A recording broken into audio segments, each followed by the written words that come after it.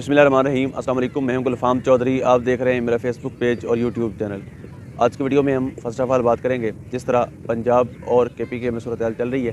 Punjab assembly ڈیزولو ہو چکی، اس میں ری election اور نگران سیٹ اپ کے لیے تیاریاں چل رہی ہیں۔